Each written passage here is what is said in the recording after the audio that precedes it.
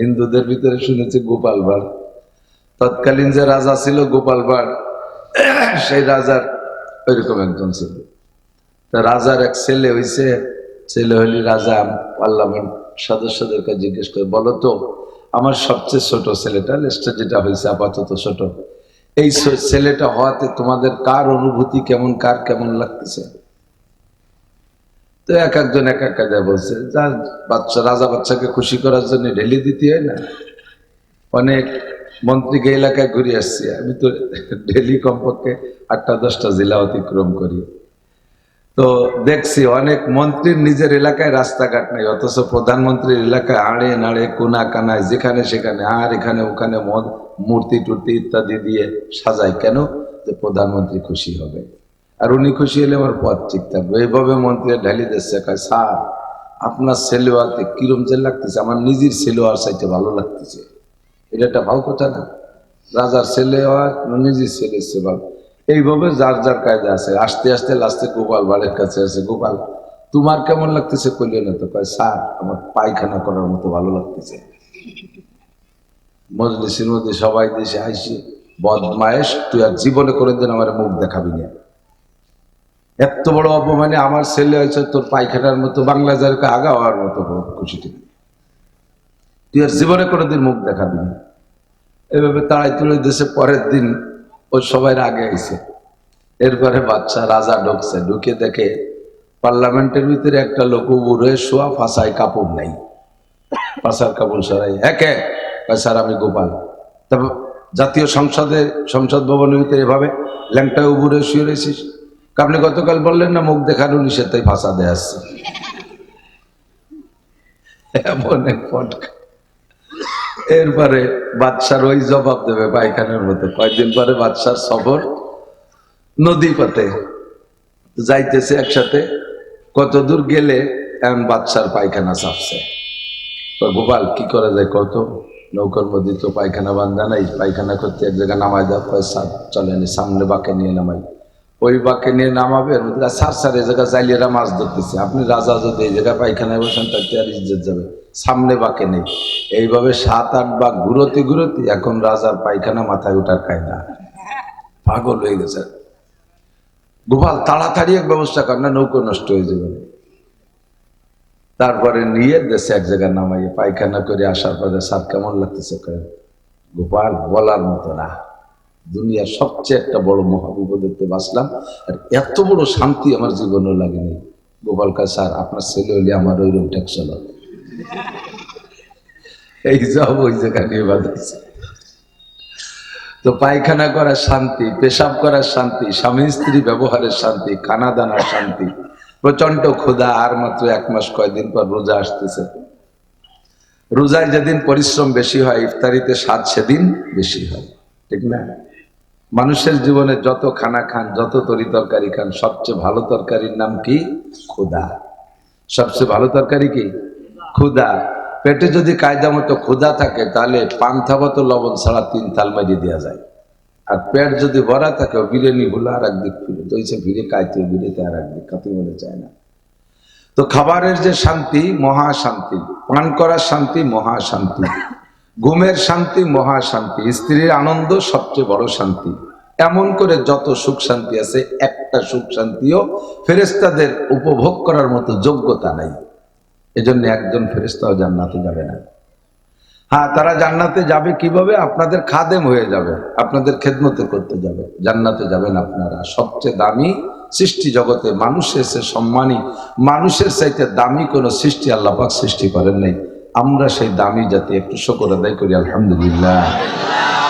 আল্লাহ নিজেই বলেছেন কোরআনে কারিমের ভিতরে, ওয়ালাকাদ কাররামনা বানি আদম।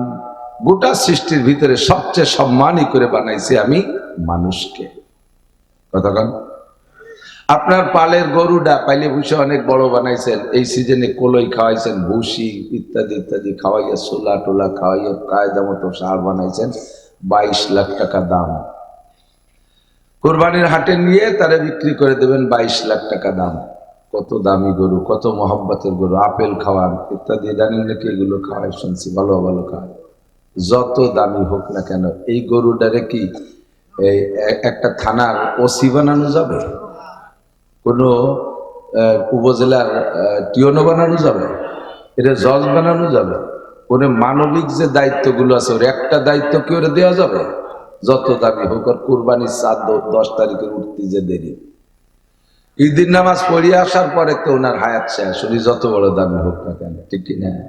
আপনার যেই সন্তানটা অনাকাঙ্ক্ষিত, যে সন্তানটা আপনি নিতে চান নাই, বহুত চেষ্টা করছেন ওষুধ পানি খাওয়াইয়ে, না এই বুড়ো বয়সে আর ছেলে বেবি মানুষের সামনে মুখ দেয় কি আদ্য দরকার নেই, তারপরও আল্লাহ পাক মঞ্জুর রাখছে, শেষকালে সেই বাচ্চাটা হয়েই গেছে।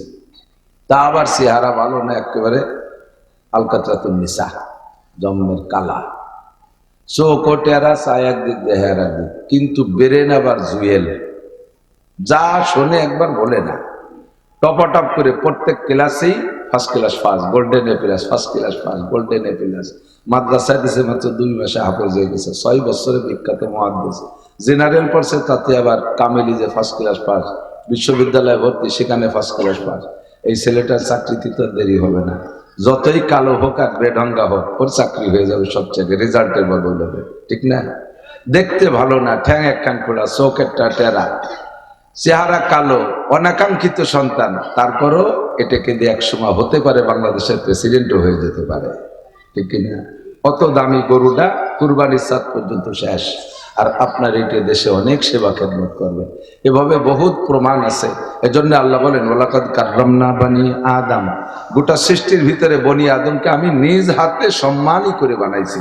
আর কেউরে বানাইতে তো হাত দেই নেই, তো নিজের হাত দিয়ে বানানো জিনিসের প্রতি দরদ আলাদা। এই যে বাজারে তো আম কিনে কেন, বাজারি আম যত ভালো আম হোক কেনেন না কেন, আপনি একটা ল্যাংড়া গাছ, রূপালী গাছ লাগাইছেন, হিমসাগর লাগাইছেন, ওতে যদি 2টি আম হয়, বাজারের আম তার চেয়ে ভালো হলেও নিজের গাছের 2টি যখন ছিঁড়ে খান, কাইটে একটু একটু পিস পিস করে সবাই ভাগ করে নেন না, আমি তো লাগাইছি, বাড়ি আম নিয়ে দেয়, কাইটে ওইটি একটু একটু করে দেয়, অথচ এত আম কিনে নিয়ে আসছে, তাও ওইভাবে যত্ন সহকারে দেয় না।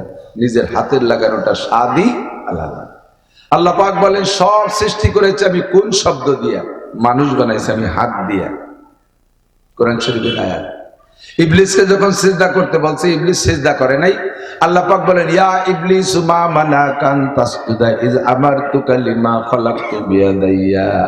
ইবলিস, সব কিছু বানাইছি তো কোন কই, একটা মানুষ আমি আদ্য বানালাম, আর তাকে একটা সিজদা দিতে বললাম, তুই দিলি না কেন? ফেরেশতারা তাই সিজদা দিল, তুই কেন দিলি না? আমি তোরে হাত দিয়ে বানাইছি। ইবলিস তো ইবলিস, গাইব গাড় বেকার মস্তান, ও কয় এটা আমার দ্বারা সম্ভব না, আনা খায়রুম মিনহু, আমি তোর চেয়ে ভালো। আল্লাহ বলেন, কিভাবে তুমি ভালো? দলিল কি? কয় দলিল টলিল না, আমার কাছে যুক্তি আছে। খালাকতানি মিন নার ওয়া খালাকতাহু মিন তিন, তুমি তারে বানাইছো মাটি দিয়া, আমারে বানাইছো আগুন দিয়া। আগুন আর মাটি এখানে ছেড়ে দাও আল্লাহ, তোমারই সৃষ্টি, দুটোর কোনটা কোন দিক যায়? মাটি ছেড়ে দিলে নিচেই চলে যায়, তার গতি নিচে, আগুন ছেড়ে দিলে উপর দিক যায়। তো ঊর্ধ্ব গতি আলা কখনো নিম্ন গতি আলার কাছে সারেন্ডার করতে পারে না, মাথা নত করতে পারে না, এটা অসম্ভব। ওসি কোনোদিন একজন কনস্টেবলকে চেয়ার ছেড়ে দেয় না, এসপি কখনো ওসিরে চেয়ার ছেড়ে দেয় না, ডিআইজি কখনো এসপি রে চেয়ার ছেড়ে দেয় না, আইজি কখনো ডিআইজি রে চেয়ার দেয় না। আমি কেন ঊর্ধ্বগতির ব্যক্তি হইয়া নিম্ন গতিওয়ালার সামনে আত্মসমর্পণ করবো, মাথা নিচু করবো? এটা সম্ভব না। আল্লাহ কয়, তুমি যখন যুক্তি পেশ করলে, আমার হুকুমের উপর দিয়ে তোমার যুক্তি পেশ করলে, ফাখরুজ, বের হ, আমার কাছে যুক্তিবাদীর খানা নেই, বেরো। ফাখরুজ ইন্নাকা রাজিম, বের হয়ে যা, তুই চিরবিতাড়িত, কোনোদিন আমার কাছে আসবি না। আমি মানুষকে বানাইছি বড় সম্মান করে, এদেরকে দিয়ে জান্নাত ভরবো, আমি এদেরকে জান্নাত দিয়ে নিজেও তৃপ্তি পাবো। আমার বান্দা যখন জান্নাত পেয়ে আমার শুকর আদায় করবে। আপনারা যখন জান্নাতে যাবেন, তখন জান্নাতে যে কি বলবেন জানেন? সব নিয়ামত আল্লাহ আপনাদেরকে বুঝিয়ে দিবে। সবচেয়ে গরিব জান্নাতীকে, সবচেয়ে গরিব, গরিব মানে জান্নাতের দিক দিয়ে গরিব, ছোট জান্নাত পাইছেন, তাকেও আল্লাহ তাআলা এই দুনিয়ার মতো 10-11টা দুনিয়া সমপরিমাণ জমি দিয়ে দেবে। এত জমিতে কি করব? জমিতে করা লাগে না কিছু, তোমারও তো দুনিয়ায় বাইসে থাকতে এত জমি লাগে না। তুমি তো 2 কাঠা 5 কাঠা জমি রিদানলি সারা বছর খাইয়ে বাঁচতে পারো, তুমি আবার 50 বিঘা কেন কে? তোমার ছোট্ট একটা দোকান হইলে তাতে যে ইনকাম হয়, তাতেই তুমি ছেলে মেয়ে খেয়ে বাঁচতে পারো, তুমি ইন্ডাস্ট্রিজ করো কে? আর খরচ একটা খরচ তো 40টি করো কে? এত কি তোমার লাগে? প্রাচুর্যের একটা স্বাদ আলাদা, অনেক থাকার একটা স্বাদ আলাদা। আমার অনেক আছে, ব্যবহার যা করি না করি, বরঞ্চ বড় লোকরা আরো ব্যবহার কম করে। তখন কিসের ডাঙ্গাইতে আইছে, বড় কান্দা খাড়া ডিসির গলা ঢিস মারিয়ে দেয়, নুন ছাড়া আগেই খাই বেলায় দেয় এক ডিস। আর বড় লোকের প্লেটের সাইডে বাদ দেয়, টোয়াই টোয়াই খাই, আদা বিদে খেয়ে তুই না খাতি মনে যাচ্ছে না। আর সব ডাক্তাররা নিষেধ করে দিয়েছে, দুধ খাবা না, মাছ খাবা না, ডিম খাবা না। ডিম বাড়ি পরানো চালি কুসুম বাদ্য উপরে পাতলা পাঞ্চুর খাবা, ঠিক না? কলাটা অর্ধেক খাবা, পুরো কলা খাতে পারবা না। আপেলের এক পিস, আমের এক পিস, খেজুর খাবা এক কোন। আর মিষ্টির দোকানের সামনে দিয়ে হাট পাড়া, তাহলে ডায়াবেটিস সামনে দিয়ে গেলে 32 আছে তার এত, কিন্তু খাওয়ার কায়দা নেই।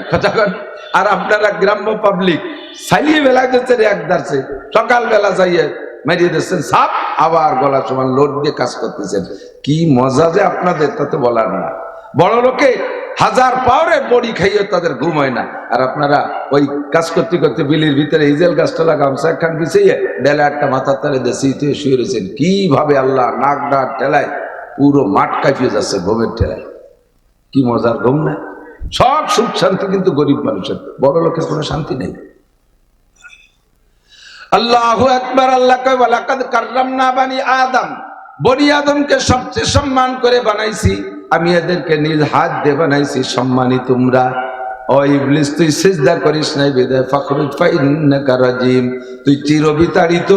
এতদিন জান্নাতের ভিতরে সব জায়গা তোর যাওয়ার অধিকার ছিল, ঘুরে ফিরে বেড়াইছিস, আর জীবনে কোনদিন জান্নাতের মধ্যে 1 সেকেন্ডের জন্য ঢুকতে পারবি না। বের করে দিয়েছে। তো আল্লাহ তাআলা বড় আদর যত্ন করে বানাইছেন, আমরা সম্মানী। কথা কি বোঝা গেছে নাকি? সবচেয়ে দামি আমরা না? আপনারা যখন এই ওয়াজ শুনতে আসছেন না, যেই ফেরেশতারা জীবনও গুনার কল্পনাও করে না, গুনাহ বোঝেই না। কারে কয় গুনাহ? গুনাহ ফেরেশতারা বোঝেই না। এই নুরানি রোহানি বেগুনা মাসুম ফেরেশতারা আপনাদের আসার সময়, আবার যখন বাড়ি চলে যাবেন, পায়ের নিচে নূরের পর বিছিয়ে দেবে। আসছেন সে সময় বিছিয়ে দিয়েছে তো দেখতে পারি নাই, আবার যার সময় দেখতে পারবো না, কিন্তু নিচে নূরের পর বিছানো থাকবে। ফেরেশতারা বিছে আপনাকে অনার করবে, স্বাগতম জানাবে, মোবারকবাদ জানাবে, তুমি বড় দামি, তোমারে সম্মান করতে আল্লাহ আমাকে পাঠিয়েছে। তাহলে আমি আপনি কত দামি? এই দামি মানুষকে আল্লাহ না খাওয়ার কষ্ট, রোগ শোকের কষ্ট, মালি মামলার কষ্ট, বিভিন্ন প্রকার দুশ্চিন্তা, তারপরে বিভিন্ন প্রকার বালা মুসিবত, সিডার, সুনামি, নার্গিস, আইলা, আমপান, বুলবুল, ফানি, দানা, এই কড্ডরির নাম তো মুখস্থ আছে আমাদের। এই কয় বছরের মধ্যে গেছে না এগুলো? আর পুরনিরা তো ঘূর্ণিঝড় আছেই, কালবৈশাখী ঝড়, তারপরে করোনা, মরোনা, ডায়াবেটিস, কত রোগ দিয়ে মানুষকে আল্লাহ সাইজ করতেছে। এরপরে একে অপরকে মারামারি লাগাই দিচ্ছে, এক দলে আর এক দলকে মারতেছে, খুনোখুনি করতেছে। এই যে জয় ঝামেলা, খুব লক্ষ্য করতে হবে কথাগুলো। এত সম্মানী মানুষকে আল্লাহ তাআলা দুনিয়ায় ফেলাইয়া রকমারি আযাব গজব বালা মুসিবত কেন দিচ্ছেন, এই কথাটা একটু খুঁজে বের করতে হবে। আপনি অনেক যত্ন করে এবারে খেলা বলতে সুবিধা। এবার দেখেন বর্তমানে তরি তরকারির দাম একেবারে ডাউনই আছে না? সেদিন দেখলাম পত্রিকায় বা সব খবরে দেখলাম ইউটিউবের ভিতরে, যে কফির খেতালারা এত বড় কফি মেলা দিন অনেকদিন বানাতে পারেন, এই বিশাল বিশাল কফি, সে কফির খেতে যাইয়ে আইসো দিয়ে আইও কপ্পু বাসছে, লাঠি দিয়ে বাড়ো ইয়ে কফির বংশ ধ্বংস করে দিচ্ছে, মাটিতে মিশাই দিচ্ছে। লাগাইছে কত যত্ন করে, ফলাইছে কত যত্ন করে, ওই বেশ অনেক সুন্দর বড় বড়, অথচ সেই কফিরে মাইরে ধীরে সাফ করে ফেলাই দিচ্ছে। কুরবানির সময় আমরা চামড়া কালেকশন করি বহুত কষ্ট করি, মনে করি যে ভালো একটা কিছু হবে না। গত বছরও আমার মাদ্রাসায় যে কটা চামড়া হয়েছে তার 40টা সে জায়গার কাছে বেচতে চামড়া, তাকে কোনো মতো বেচতে পারলাম না, নেলই না, ফিরিও নেবে না। শেষে করলাম যে একটু এই গাড়িতে নিয়ে ওই পাশে একটু ডাঙ্গে ভেলাই দিয়ে যাও, এই জন্য একটু নাও, কেন তাহলে আর 2টা চামড়া ভাও দিতে হবে, আইরিশ চামড়া 2টো ভাও দিতে হবে। 40টা গাইস চামড়া গাঙ্গে ফেলাই দেবে, এর বিনিময়ে 2টা আইরিশ চামড়া ভাও দিতে হবে। যেই চামড়া আজ থেকে 15, 16, 18 বছর আগে 2700, 2800 টাকা বেশি, সব জিনিসের দাম ডেলি ডেলি বাড়ে, খালি চামড়ার দামই কমে। আর এই মোবাইলের সিমের দামও কমছে। কিন্তু আগে মেলাটা আছে না, যাদের জাতিরে ক্ষতি করা যায় সেইগুলোর দাম কমে। তো চামড়ার দাম এরকম কমছে, শেষে রাগ করে বলছি যে আগামীবার চামড়া যদি এইরকম দাম হয় ও কয়বর কিছু মাটি দিয়ে ধুয়ে দেবো, ও বেচবো না। এত দামি চামড়া বিক্রি করে মাদ্রাসার খরচের অর্ধেক বছরের খরচ আমরা কামাই করছি, আর সেই চামড়ার দাম নাই, তারে শেষ করে ফেলা দেবো। কেন করি? সবকিছু মিলে একটা জবাব। পাট মাঝে মাঝে এত কম দাম হয়ে যায়, যেই পাটের নাম সোনালিয়াস। পাট বাংলাদেশে সোনার বাংলা সোনালিয়াস, পাটের নাম সোনালিয়াস।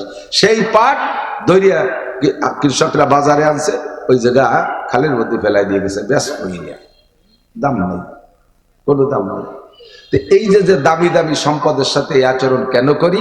ওই সম্পদের থেকে, ওই ফসলের থেকে যা আমার উদ্দেশ্য, যা আমার চাহিদা, তা আমি পাই না বিদায় তার সাথে আমি এমনই আচরণ করি। ওরে বাড়োই মারি ফেলাই দেবো, কাইটে কুবাই টুকরো টুকরো করে ফেলাবো, খালে ফেলাই দেবো, কবর খুঁজে ফেলাবো, দাফন করে দেবো, আগুন দিয়ে পোড়াই দেবো, রাখবই না, শেষ করে ফেলাবো। কেন? তার থেকে আমার যে আশা ছিল সে আশা আমার পুরো হচ্ছে না। আল্লাহ পাক রব্বুল আলামিন বলেন, মানব জাতিকে বানাইছি আমি সবচেয়ে সম্মানী করে, এদের জন্য রেখেছি জান্নাতিন তাজরি মিন তাহতিহাল আনহারু খালিদিনা ফিহা আবাদা ওয়া লাকুম ফিহা মা তাশতাহি আনফুসুকুম ওয়া লাকুম ফিহা মা তাদউন নুজুলাম মিন গফুরির রহিম। তোমাদের জন্য বানাইছি জান্নাতুল, জন্য বানাইছি 8টা জান্নাত। এই জান্নাতের মধ্যে সবই আছে পরিপূর্ণ। তার ভিতরে 4টে নদী থাকবে প্রত্যেকের জান্নাতের ভিতরে, লাবানান খালিসা মা আনতাহুরা শারবাতান সায়গাল লিশারিবিন ওয়া আসালাম মুসাফফা। 1 নম্বরে পিওর পানির নদী, 2 নম্বরে দুধের নদী, 3 নম্বরে মধুর নদী, 4 নম্বরে শরবতের নদী। হাজার হাজার রকমের ফল থাকবে, প্রত্যেক একটা ফলের ভিতরে 100 প্রকারের ফলের স্বাদ থাকবে। একটা ফলকে চাবাবেন আর 100টা চাবানি দেবেন, 100 প্রকার ঘেরান আর স্বাদ আপনি পাইবেন। আপনাকে প্রথম পুরুষরা যেদিন জান্নাতে যাবেন, একজন পুরুষকে আল্লাহ 72 জন করে স্ত্রী দান করবে, যাদের নাম হলো হুরুন আইন। এত সুন্দরী, এত রূপসী একজন জান্নাতি নারীর কেনি আঙ্গুল যদি দুনিয়া বাসায় দিত, এই সূর্যটার আলো তাদের রূপের সামনে নিভে যাইতো, সূর্যের আলো আকে যে হয়ে যাইতো তাদের রূপের সামনে।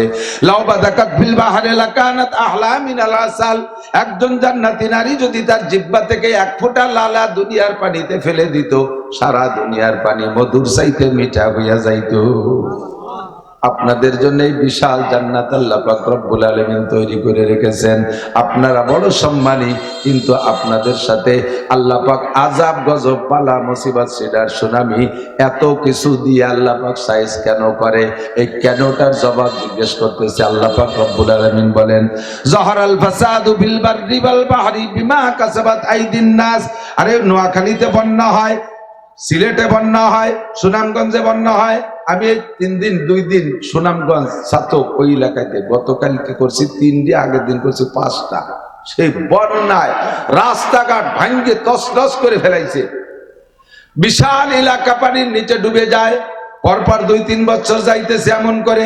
আমরা 88-তে ডুবছি, 98-তে ডুবছি, আবার 2007 সালে মোটামুটি এক বন্যা হয়ে গেছে। মাঝে মাঝে ঝড় বৃষ্টি হইয়া দেশকে তছনছ করে দেয়। সারা দুনিয়াটা জুড়ে করোনায় আল্লাহ পাক মানুষকে কিভাবে পর্যদস্ত করেছেন। এরপরে একে অপরে যুদ্ধ লাগাইয়া, ফিলিস্তিন, গাজা, ইসরায়েলের সাথে যুদ্ধ লাগাইয়া, আবার লিবাননের সাথে যুদ্ধ লাগাইয়া, সিরিয়ার সাথে যুদ্ধ লাগাই তোমাদেরকে আমি শায়েস্তা করি কেন? ঘূর্ণিঝড় কেন হয়? বালা মুসিবত কেন হয়? তুমি জেনে নাও। আমি আল্লাহ তোমাদেরকে বানাইছি এভাবে ধ্বংস করার জন্য না, কিন্তু তোমাদের থেকে যখন আমার উপযুক্ত চাহিদা না পাবো, তখনই তোমাদের হাতের কামাই কর্মফল হিসেবে আমি আল্লাহ তাআলা পদে পদে আযাব গজব দিয়ে ধ্বংস করে দেব। যে জাতি যেমন অন্যায় করবা সে জাতিকে তেমন সাজা দেব। আখুদা বান্দে কে হাঙ্গামে সাহার কর দে কওমে লুতেরা যে রোজবর। খেয়াল করেন দোস্ত, ভূমিধস যে একটা গজব আছে, ভূমিধস মাটি দেবে যায়, এইটা হলো কওমে লুতের নামে বরাদ্দ। তাদের একটা অপরাধ ছিল, সেই অপরাধের জন্য আল্লাহ পাকের বিচার হলো তাদেরকে মাটির নিচে ডাবাই দেওয়া হবে। তাদের অপরাধ ছিল, লক্ষ্য করি, যেটা এখন সারা পৃথিবী জুড়ে একটা আন্দোলন চলতেছে, ওইটাকে বাস্তবায়ন করার জন্য বলতেও ঘৃণা লাগে, লজ্জা লাগে, সেটার নাম হলো সমকাম। পুরুষে পুরুষে যৌন চরিতার্থ করা, এইটা কওমে লূতের স্বভাব ছিল। ইব্রাহিম আলাইহিস সালাতু ওয়াস সালামের ভাগ্নে লূত আলাইহিস সালাম, ইব্রাহিম নবী ছিলেন রাসূল, লূত আলাইহিস সালাম ছিলেন নবী। রাসূল আর নবীর পার্থক্য জানেন কিনা আমি জানি না। রাসূলরা হলো নতুন শরীয়ত প্রাপ্ত, কিতাবের মাধ্যমে হোক বা কিতাব ছাড়াই হোক, আগের শরীয়ত পরিবর্তন করে নতুন আরেকটা শরীয়ত আল্লাহ পাক দিতে চাইতেছেন। এই নতুন শরীয়ত যেই নবীর হাতে দেন তাকে বলা হয় রসুল। আর একই টাইমে একজন রসুলের অধীনে অনেক নবী থাকতে পারে। অনেক নবীদেরকে আল্লাহ ওই রসুলের রিসালাতের দাওয়াতের কাজ বাস্তবায়ন করার জন্য ব্যবহার করতেন। কিন্তু আমার নবী, আখেরি নবী মুহাম্মদুর রাসূলুল্লাহ সাল্লাল্লাহু আলাইহি ওয়াসাল্লাম সম্পর্কে আল্লাহ বলেন খাতামুন নবিয়্যিন, আপনি হলেন শেষ নবী। হুজুর বলেন আনা খাতামুন নবিয়্যিন লা নবিয়্যা বাদি, আমি শেষ নবী, আমার পরে কোনো নবী আসবে না। কিন্তু আমার পরে এই নবুয়তের দায়িত্ব, রিসালাত, আমি তো রাসূল, আমার রিসালাতের দায়িত্ব যে নবীদের মাধ্যমে আমি দুনিয়ায় বাস্তবায়ন করব, তারা হলো ওয়ারাসাতুল আম্বিয়া। ইন্নাল উলামা ওয়ারাসাতুল আম্বিয়া, এরা হবে উলামায়ে কিরাম, আমার উম্মতের এই উলামায়ে কিরাম নবীদের অ্যাসিস্ট্যান্ট। পাড়ায় পাড়ায়, গ্রামে গ্রামে, বাড়ি বাড়ি নবী হবে, উলামায়ে কিরাম হবে, এরা আমার নবুয়তের দায়িত্ব পালন করবে।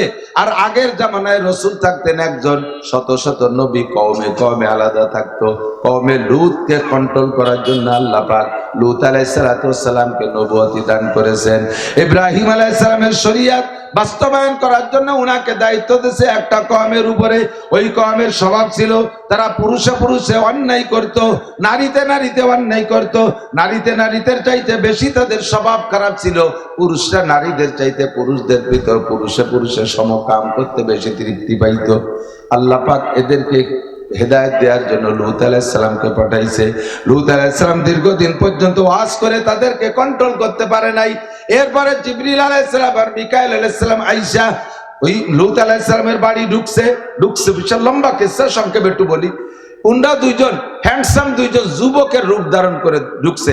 ওরা যে সাইজের যুবকের প্রতি লোভী, এমন দুইজন সুদর্শন যুবক হয়ে জিবরাইল আর মিকাইল লূত আলাইহিস সালামের বাড়ি গেছে।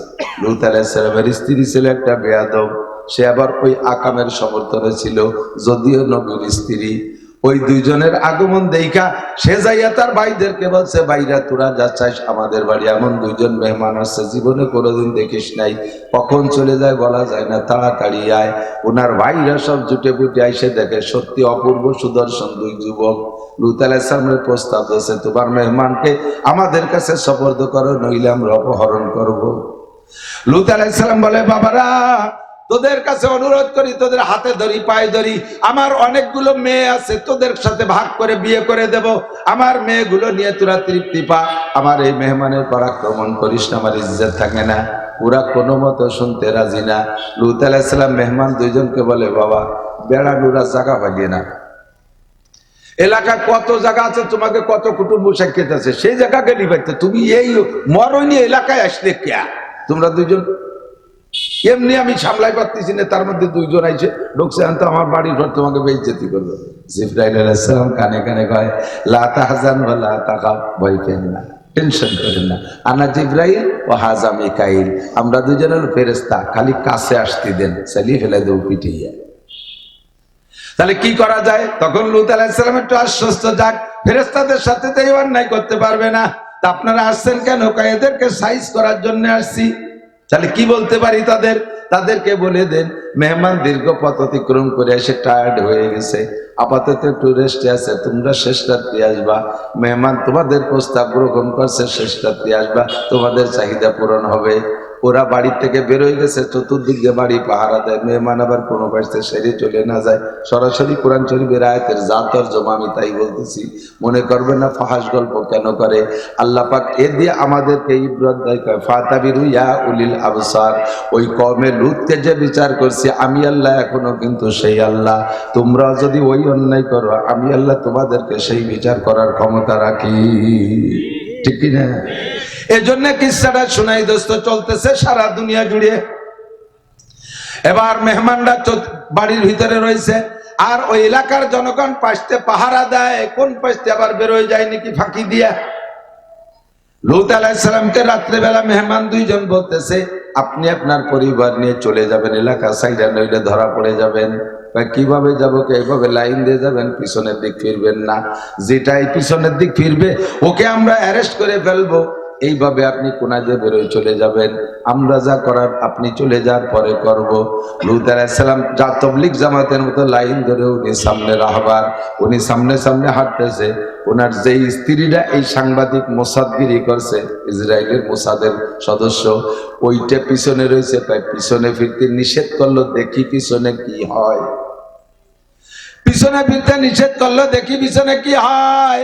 এই বলে ও পিছে রয়েছে, এরিয়া যতটুকু উন্ডা ধরবে। এইটা পার হয়ে যখন লূত আলাইহিস সালামের পরিবার বের হয়ে চলে গেছে, পিছনের থেকে ওই স্ত্রীরা ফিরে তাকাইছে, দেখি পিছনে কি আছে। বলার সাথে সাথে জিবরিল আলাইহিস সালাম কয়, তোরেই তো খুঁজতেছি, চুলের ঝুটিটা ধরে টাইনদের মধ্যে নিয়ে এসে, তোমরা চলে যাও, এইটা থাক। ওইটা তো সাংবাদিকগিরি করছে, ওরে ধরতে হবে আগে।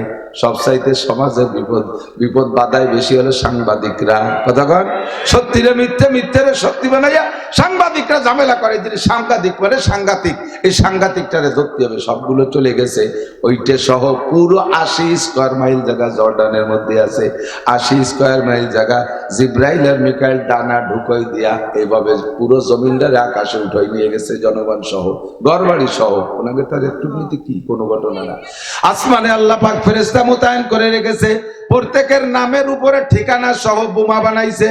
ফেরেশতাদের হাতে দেশে অ্যাড্রেসওয়ালা বোমা দিয়ে তাদেরকে তুলো দুনা পেশা কইরা ও জায়গা ধ্বংস করে জমিনটারে উল্টোই দেশে। আখুদা বন্দে কে হাঙ্গামে সাহার পর্দে কমে লুতেরা জের জবর, জের মানে নিচে, জবর মানে উচ্চ। কমে লুত আল্লাহ জের জবর করে দেশে, উপরে নিচে, নিচের উপর কইরা মাটির নিচে ডাবাই দেশে। আজকে পর্যন্ত তাদের একটা বংশধর একটা দুনিয়ায় নাই। সম্পূর্ণ জায়গাটা গর্ত হয়ে গেছে, পানিতে ভরা কালো পানি, আর এত লবণ, বিষাক্ত পানি। 1 কেজি পানির মধ্যে 800 গ্রাম লবণ হয়, ওর মধ্যে মানুষ পড়লে তলায় না। যেই পানিতে লবণ বেশি, ওর ভিতরে মানুষকে ভাসায় রাখে, মানুষ পড়লে তলায় না, ডোবে না। এইরকম বিষাক্ত পানি কওমে লূতকে আল্লাহ পাক ওখানে ডাবাই দিয়ে তৈরি করে রেখেছে। আল্লাহ পাক বলেন, কওমে লূতের স্বভাব যাদের আছে তাদেরকে আমি আল্লাহ পাক কেমন করে জমিনের নিচে ডাবাই দেব। এই গজবগুলো কেন দেই? আমি গজব দিয়ে ধ্বংস করার জন্য তোমাদের বানাই নাই। জহারাল ফাসাদু ফিল বাররি ওয়াল বাহরি বিমা কাসাবাত আইদিন নাস, এগুলো সবই তোমাদের হাতের কামাই। জলের গজব, স্থলের গজব, আসমানের গজব, জমিনের নিচের থেকে গজব যা আসে সবই আমাদের হাতের কামাই। হাত দুটোরে কন্ট্রোল করেন, আল্লাহ গজব উঠাই নিয়ে যাবে। প্রমাণ যদি পাইতে চান একটু পশ্চিম দিকে তাকান। একটানা 20 বছর আফগানিস্তানের উপরে বোমা বর্ষণ করেছে রাশিয়াওয়ালা। জি, বোমা মারতে মারতে জমিনকে তামা তামা করে ফেলাইছে। এত বড় মহাশক্তি 20 বছর যদি বোমা মারে, হাজার হাজার টন বোমা ও জায়গায় নিক্ষেপ করেছে।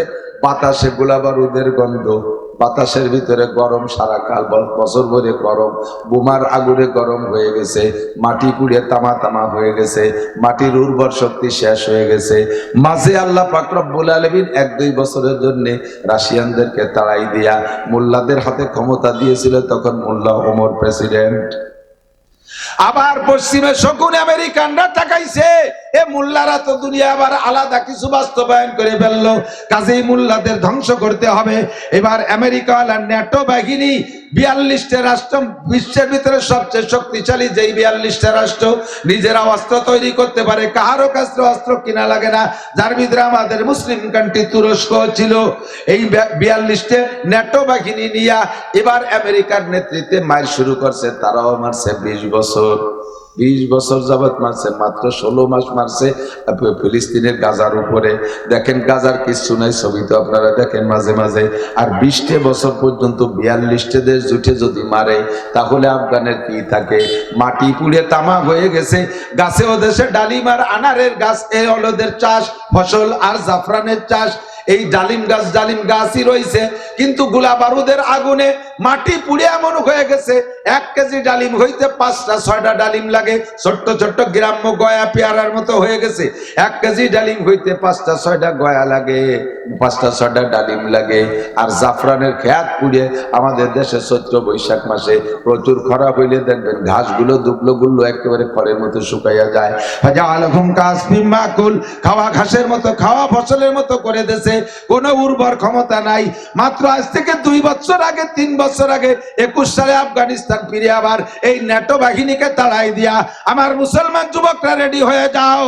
যদি বিশ্বের কোন পরাশক্তির সাথে লড়াই লাগে, মুসলমানের সন্তান হইয়া ইসলামী ময়দানে জিহাদের জন্য প্রস্তুত থাকতে হবে। কথা বলেন, কারা কারা রাজি আছে? এখনই যদি জিহাদের ডাক আসে, সকলের হাত দেখতেছি না কেন, কি ব্যাপার? অন্য টান আছে। আমলিগ করেন, আমলিগের জায়গায় করেন, বিএনপি করেন, বিএনপির জায়গায় করেন, কিন্তু ইসলামের অস্তিত্ব টিকিয়ে রাখার জন্য যদি ইন্ডিয়ার সাথে লড়াই লাগে করতে রাজি, আমেরিকার সাথে লাগলে রাজি, যে দেশের সাথে লাগবে মুসলমানদের সাথে আমরা মর্দে মুজাহিদ বলেন, ঠিক কি ঠিক না? আমাদের নারায় তাকবীরের ধ্বনি শুনে তারা হতভম্ব হয়ে যাবে। মাত্র কয়জন মৌলবী, হাতে তাদের কোনো বড় ধরনের অস্ত্র নাই, ক্লাসিনকভ রাইফেল, চায়না নরমাল রাইফেল, এই রাইফেল দিয়ে আমেরিকার মহাশক্তি 42টি রাষ্ট্রের সাথে 20 বছর যুদ্ধ করে মোল্লারা জিতছে না ঠকছে? ঠকছে না জিতছে? একটু বলবেন না, লজ্জাতে হুজুররা জিতছে, ওই কি মুখ দিয়ে কোয়া যায় নাকি? তোমরা যেত, তোমরা তো যেত না, তোমরা তো ঠকে যাও সব জায়গা। একটু বিদেশে ক্রিকেট খেলতে যাও, সে জায়গাতে ঘটি কম্বল গুছাই বসতে ভেনে ভেনে বাড়ি চলে আসো। আসার সময় তোমাকে বিমানও দেয় না। জীবনও বাইরে যাই একটা আতল ভাঙ্গা 4 কাপ আনতে পারো না, বিশ্বকাপ খেলায় জিততে তো পারো না। মৌলবীরা তো সব জেতে, সারা পৃথিবীর বড় আলেম বাংলাদেশে, সারা পৃথিবীর বারবার কি বলা হয় প্রতিযোগিতায় শ্রেষ্ঠ হাফেজ বাংলাদেশে। কথা কোন ঠিক কি ঠিক না? বাংলাদেশের কোন মাসালার জন্য বিদেশে যাওয়া লাগে না। যে দেখেন হাটাজারি, পটিয়া, চট্টগ্রামের বড় বড় মাদ্রাসায় বিদেশের ছাত্র কি পরিমাণ পড়ে পড়ে আলেম হয়ে যাচ্ছে বিশ্ববিদ্যালয়। ও দোস্ত, যদি যুদ্ধ আসে তাহলে আমরা যুদ্ধ করব। ক্লাসিনকভ ইমানি শক্তি, আল্লাহ পাক বলেছেন ইয়াকুম মিনকুম 20 সাবিরুনা ইয়াগলিবু মিয়াতাইন। যদি তোমরা 20 জন ইমানি বলে বলিয়ান হয়ে ইমানদার দাঁড়িয়ে থাকতে পারো, মাত্র অনলি 20 জন, 200 জন কাফের যত বড় অস্ত্র নিয়ে আসুক, অস্ত্র শস্ত্র সহ তারা পরাজিত হবে। ইমানের শক্তি চাইতে বড় কোনো অস্ত্র হতে পারে না। কতক্ষণ ঠিক কি ঠিক না? হকের পক্ষে হয়ে যদি আপনি ময়দানে নামেন, বাতিল পক্ষের হাতে যত অস্ত্র থাকুক তারা অস্ত্রে ব্যবহার করার সময় পাবে না, সব ফেলে রেখে পালাইতে বাধ্য হবে। আমেরিকা আলা পালাইছে মাত্র কয়জন মোল্লার হাতে ক্লাসিনকভের গুলিতে 8,000 কোটি মার্কিন ডলার, 8,000 কোটি মার্কিন ডলারের অস্ত্র ফেলায় রেখা, সরঞ্জাম ফেলায় রেখা, হেলিকপ্টার বিমান ফেলায় রেখা, কামান ট্যাঙ্ক ফেলায় রেখা, এমনকি নিজেদের প্রয়োজনে সামানও নিতে পারে নাই। অনেকে ল্যাংটায় ঘুমাচ্ছিল, ওই অবস্থায় দড়ি মারছে, কাপড় পরারও সময় পাই নাই, মৌলবীকে ধাওয়ায়। আপনি যদি ইমানদার ইমানি বলে বলিয়ান হয়ে থাকতে পারেন, বাংলার জমিনে আবারও সুখ শান্তি আল্লাহ দিতে বাধ্য। ঠিক কি ঠিক না? এই শান্তির রোনটা কেন পাইছে? যাকেন শান্তি, আমাদের বাড়ির মসজিদ মাদ্রাসার আফগানিস্তানের থেকে এক তবলিগ জামাত আসছে, 8 জনের এক জামাত, 12 জন, 4 জন বাঙালি আর 8 জন আফগানি। আফগানি ফিল্ডে যুদ্ধ করা মুজাহিদ, বাংলাদেশে ওটা কাজ করতেছে বিভিন্ন। আমার মাদ্রাসার মসজিদে 2 দিন সময় দিয়েছে। জিজ্ঞেস করলাম কেমন, কত প্রকারের যে আফগানি ফল আনছে, একটু আমাকে খাওয়াচ্ছে, যা জীবনও চোখে দেখিনি। এগুলো কোত্থেকে? আমাদের আফগানের ফল। এগুলো ছিল না, নষ্ট হয়ে গেছিল, গোলা বারুদে সব নষ্ট হয়ে গেছিল। এখন আল্লাহ তাআলা 2 বছরে কুরআনী আইন বাস্তবায়নের কারণে, ইসলামী শাসন ব্যবস্থার কারণে পরিপূর্ণ শরীয়ত বাস্তবায়ন করছি। জিনার বিচার হবে পাথর মারা, জিনার বিচার হবে চাবুক মারা, চলছে আফগানিস্তানে। চোরের বিচার হবে হাত কাটা, চলছে আফগানিস্তানে। আর কতলের পরিবর্তে কতল বিচার চলছে আফগানিস্তানে। সমস্ত কুরআনী শাসন ব্যবস্থা চলার কারণে আল্লাহ পাক কি রহমত দিয়েছে শুনবেন। সেই গাছই রয়েছে, ডালিমের গাছও পাল্টাই নেই, মাটিও পাল্টাই নেই, গাছ সেইটাই রয়েছে। এখন 1 ডালিমই 1 কেজি, কন্যা সুবহানাল্লাহ। এখন 1 কেজি 1 ডালিম, আগে 1 কেজিতে 5 ডালিম 6 ডালিম লাগতো, এখন সেই গাছে ডালিম ধরে 1 ডালিমে। লোকজন বসে গেছে, হুজুরকে লোক হয়েছে কালেকশন করে। 1 টাকাও দেবেন না, ওয়াজ হবে খালি, ঠিক আছে? 1000 2000 দেবেন, 1 টাকার কি দেয় শোনা? একটা তো নাই। আমাকে ডক্টর ইউনুস সরকার আইছে, সে সবটার দাম বাড়াই দিয়ে 5 টাকায় কোনো বাজার নাই, তাই তো শুনতেছি দোকানদাররা কয়। সিগারেটের দাম কত? যদি সিগারেট খাবো হুজুররা, তাও খাওয়ার কায়দা নেই, দাম বাড়িয়ে 8 টাকা হয়ে গেছে। আল্লাহ হেফাজত করে, বলেন আমিন। এর সব খোদার গজব, এগুলো সব কি খোদার গজব। দ্রব্য মূল্য আমাদের ক্রয় ক্ষমতার বাহিরে, এটাও কিন্তু খোদার গজব। আল্লাহ কয় সানাস্তাদরিজুহুম মিন হাইসু লা ইয়ালামুন। এই ধর্ম কোন দিক দিয়ে টের পাবি রে? দেখছেন আমেরিকা আলারে, আমেরিকা আলা ওই জায়গায় বসে গুটি চালায়, মাঝখানে সন্ত্রাস বানাইছিল ইসরায়েলি নেতানিয়াহুরে, ওর বাহিনীরে, আর মূল মুরব্বী কিন্তু ওই জো বাইডেন আর নেতা ডোনাল্ড ট্রাম্প আসার আগেই পাইচারা দিয়ে দিয়েছে, মধ্যপ্রাচ্যে আগুন জ্বালিয়ে দেব। আল্লাহ কয় হ্যাঁ ঠিক আছে, তুমি মধ্যপ্রাচ্যে জ্বালাও আর আমি তোমার এখানে জ্বালাই। একটা মেজার কাঠি লাগে নাই, বাতাসে আর গাছের গসায়, বাতাসে আর গাছ আর পাথরের গসায় আগুন তৈরি হইয়া কিভাবে মারছে। যারা যুবকরা ফেসবুক দেখে থাকো, তোমরা খেয়াল করছো কিনা জানি না, আফগানিস্তানের ভূখণ্ডের মানচিত্রে দেখো, যে সাইজের ক্যালিফোর্নিয়ার ভূখণ্ডটা সেই সাইজের যতটুকু জায়গা পড়ছে আফগানিস্তান গাজার ভূখণ্ড যেমন যে ম্যাপে, ক্যালিফোর্নিয়ার ভূখণ্ড সেই ম্যাপে হুবহু ততটুকু জায়গাকে শেষ করে দিয়েছে। তোমরা পুরাইছো 16 মাস আর আল্লাহ পুরাইছে 1 সপ্তাহ, 2 সপ্তাহ। এরপর আজকে রাত্রে খবর দেখলাম সামনের সপ্তাহে নতুন করে আবার আসতেছে, সেটা আরো ভয়াবহ, তা ঠেকানোর মতো কিছু নাই। সানাস্তাদরিজুহুম মিন হাইসু লা ইয়ালামুন, কোন দিক দিয়ে মারবো টেরও পাবি না, খালি উড়ো আসবে, ডাল কয় দিক পাবি, খালি উড়ো আসবে, উড়ে আসবে, কোপ হতে থাকবে ঠাকা, এক জায়গা নিবে আর এক জায়গা চলে, এক জায়গা নিবে আর দাদির মতো, দেখছেন না কুকসিটি দাই দিছে ওনে মালুম দে বগলের মধ্যে খালি খাই যাচ্ছে, এই জায়গা চাটনি চাটনি দেয় যে কানসিরের এই জায়গা খানিক চাক ধরছে, ঠিক না? এক জায়গা চাটনি না চাটনি আর এক জায়গা, একে টাইমে 9টা ফ্রন্টে আগুন জ্বলতেছে, নিবেবি কয় জায়গা? আল্লাহ পাক বলেন সানাস্তাদরিজুহুম মিন হাইসু লা ইয়ালামুন, যুবক পাগলামি করো না, ইন্না বাতশা রাব্বিকা লাশাদীদ, তুমি তো তাদেরটা দেখে হাসতেছো, তুমি নিজের দিকে তাকাও তো, ইস্তাফতি কলবাক, আমি মাওলানা নাসির আমার দিকে তাকাই, আমি তো বড় হুজুর, একেবারে প্রধান বক্তা সাজাইয়া নারায় তাকবীর দিয়ে আইরি নাড়ার মতো আমার এনে উপরে উঠেছে, আমি আমার খবর জানি, আমারই নিয়ে আমি ভয় পাই, আমি যে অন্যায়গুলো করি আল্লাহ তাআলা যদি ওপেন করে দেয়, সমাজে ইজ্জত তো দূরের কথা, আল্লাহ আমাকে গজব দিয়ে ধ্বংস করে দিতে পারে। মেহেরবান আল্লাহ সত্তার, আল্লাহর এক নাম সত্তার, সত্তার মানে গোপনকারী, আমার আপনার দোষকে গোপন করে রাখছে বিদায় সমাজে মুখ দেখায় ঘুরি, কথা কর না কেন? সাবালেক থেকে নিয়ে পর্যন্ত যাদের বয়স, নাবালেগারা বাদ, সাবালেক থেকে নিয়ে উপর পর্যন্ত যারা যে বয়স পাইছেন, প্রত্যেকের জিন্দেগিতে এমন অপরাধ করা আছে, আমি চ্যালেঞ্জ, এমন অপরাধ করা আছে যে একটা অপরাধ প্রকাশ পাইলে সমাজে আপনাকে জুতো মারতীয় মানুষে ঘৃণা করত, এমন এমন অপরাধ করা আছে। মেহেরবান আল্লাহ সত্তার নামের ওসিলায় গোপন রাখছে, এই গোপনের ভিতর দিয়ে ক্ষমা চাইয়া আমাকে স্বাভাবিক হয়ে আসতে হবে, গোপনীয়তার ভিতর দিয়ে আমাকে ক্ষমা চেয়ে জায়গায় চলে আসতে হবে, আল্লাহর রহমত নিতে হবে। আফগানিস্তানে যে আল্লাহ রহমত দান করেছেন, আগের পুরন ইতিহাস বলতাম, সাহাবায়ে কিরামদের এই করছে, অমুক নবীর জামানায় এই করছে, সমক নবীর জামানায় এই করছে, এগুলো পুরন কিসসা বলতাম, এখন কিসসার পুরন নাই, সব নতুন হয়ে গেছে, আল্লাহ পাক আবার নতুন করে শুরু করে দিয়েছে। তাকায় দেখো আফগানিস্তানে, যাও গাজায় যাও, আজকে সারা পৃথিবীর সেই ন্যাটো বাহিনী কিন্তু গোপনে গোপনে আমেরিকার সমর্থন করতেছে। গাজা আলাদের কি আছে, মাত্র 42 মাইল লম্বা, 42 কিলোমিটার লম্বা, 12 কিলোমিটার জায়গা, তা তো আমাকে এই আলফাডাঙ্গা, আপনাকে আলফাডাঙ্গা নাকি বলমারি থানার চাইতে ছোট হবে মনে হয়, বলমারি থানা কিন্তু 42 কিলোমিটারের চাইতে বেশি লম্বা, আমার গোপালগঞ্জ 42 কিলোমিটার সে বেশি লম্বা, কাশিয়ারি 42 কিলোমিটার সে বেশি লম্বা, একটা থানার চাইতে ছোট একটা জায়গারে এত বড় মহাশক্তি যে আজকে 16টা মাস মারতেছে, এরপরে এখনো পর্যন্ত কিছুই করতে পারে নাই সাধারণ পাবলিককে মারা ছাড়া।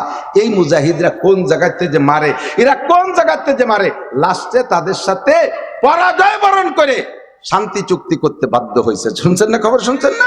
এর শান্তি চুক্তি মানে কি, ইসরায়েল হেরে গেছে। একটু নারায়ে তাকবীর, নারায়ে তাকবীর, বিশ্বের মুসলিম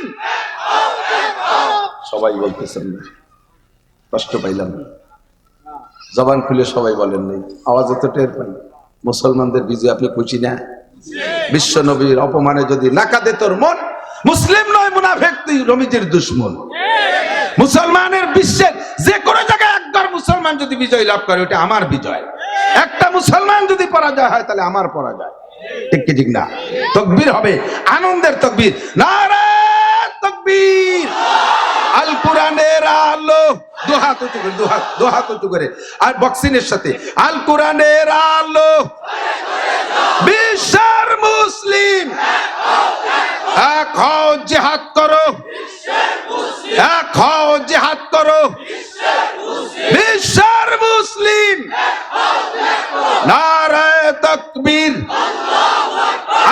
ওলামা যেখানে, আলেম ওলামা যে তবলিগে, আলেম নাই যে তবলিগে, আলেম ওলামা যে ইস্তেমায়, আলেম নাই যে ইস্তেমায়।